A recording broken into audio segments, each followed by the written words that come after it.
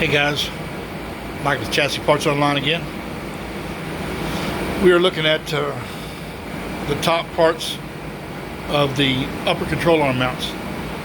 I'm looking at to add the pieces that go across the ends and the pieces that go across the back. What I'll do is I'll go digging through my laser cut parts, stuff that didn't work out for something else that I could modify to make work on this. Then I'll draw them in CAD and make a production version. But let's go take a look at the frame boxes. Okay, here we go outside. I made all those frame box pieces from the templates you saw in the last video. I put the holes, marked the holes, and I had drilled pilot holes. As you can see, I put the frame boxes together and they're sitting where they go. There's not any bolts in any of them yet, but as you can see, the holes line up pretty good. Just got them sitting there. I may have to ream some of these holes. Once I do ream them, I'll mark where the center of the hole is, so it's easier when I go do the CAD drawing. But basically, that's what they look like tacked together. Now what I'm going to need to do is, since these are at an angle, trying to put a crush sleeve in there would be a bitch, especially since the bolts don't go all the way through. Bolts that go to the cross member, to the inside of the box, they don't go all the way through to the outside.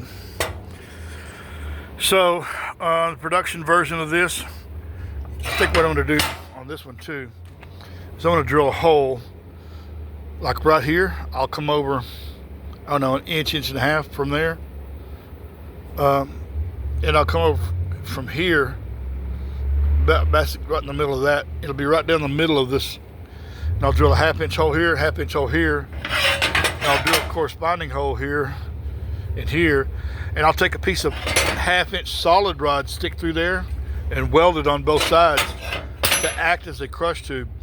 Because on this one, you will be able to reach inside there and put the nuts on it. The nuts won't be welded on. Customers might like the nuts welded on.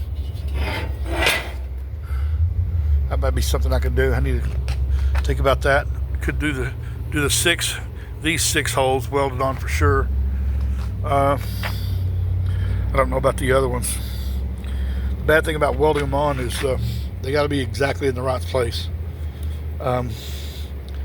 We'll revisit that when I start making the production version of this, but for now we'll do that. What I'll do is I need to take a grinder and dig that out, that seam out, so I can TIG weld that, but I need something to fill inside there. Just welding that's not going to be enough, because obviously you can't get to the inside to weld it. I could probably get the MIG welder down in here a little bit to weld an inch on the ends, or I could weld three sides of this before I go to put it together, but that fourth side's not going to be welded. I could probably make this go like this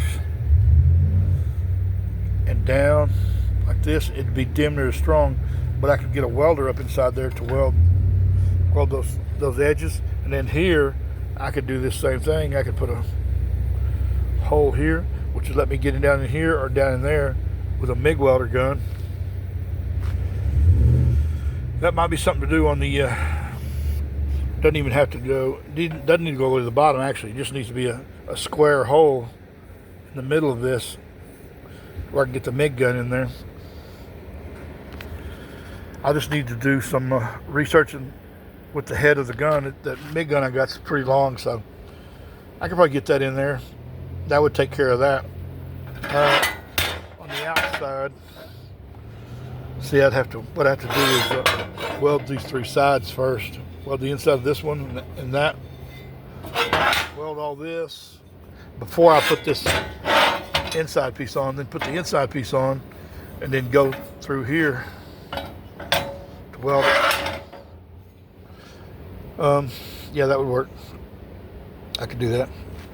So I would tack these like this, bevel these edges, weld all this. I don't even have to TIG weld it. This is mild steel, hot rolled plate.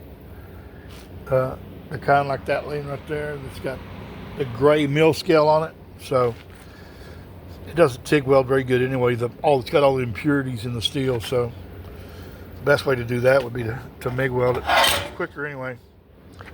So basically, guys, that's the frame box for the 80 to 96, to where this will bolt right in. Now, I've got an issue on this side of this frame. That right there is humped up where the frame box don't want to fit, and this is bent down. So I'm going to bend this up a little bit, and I'm going to take something to sit in there and hammer that down a little bit where it fits before I put this on. And then that's pretty much it as far as fabrication on this.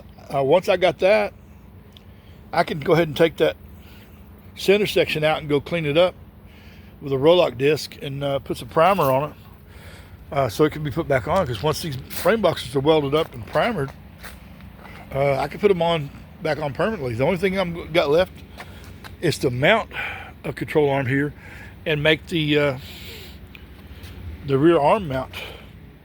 And I don't know if my standard rear arm mount for the 65 to 79 is going to fit or not, but maybe that arm itself will work.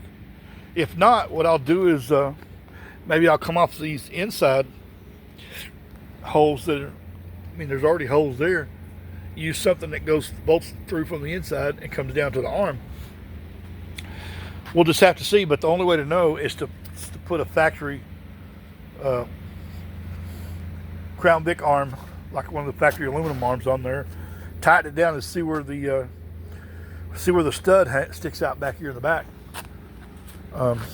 So yeah, this even though it doesn't look like this thing is very far into this actually, the frame boxes were a huge part of it.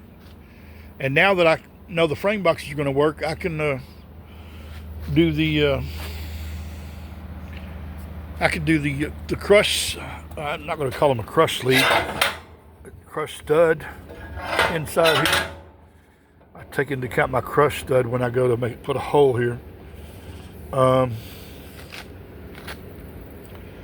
Do the crush studs in there, and then prime these and get them back on the truck. And once I get that on, then I can put the rack on. I can put the factory arms, do the test fit for the rear arm mount. Once the rear arm mount is figured out, I can put the tubes arms on this, and this thing can be done.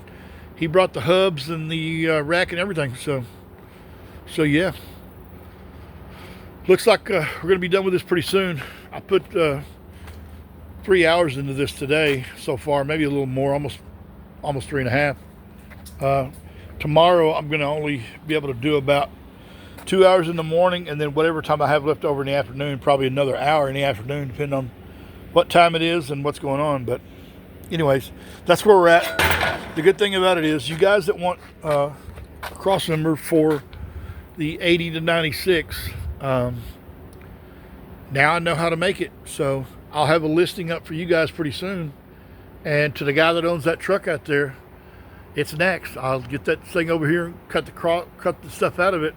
I'm glad I left that truck together so that I could use it for measurements doing this one. And I'm really glad this guy brought me this one, so I could do it. Got one that's already stripped. Sure to made it easier. So that's where we are. You guys that want a cross member for the 80 to 96, hey man, I got you. I'll have a listing up pretty soon, and I'll make 5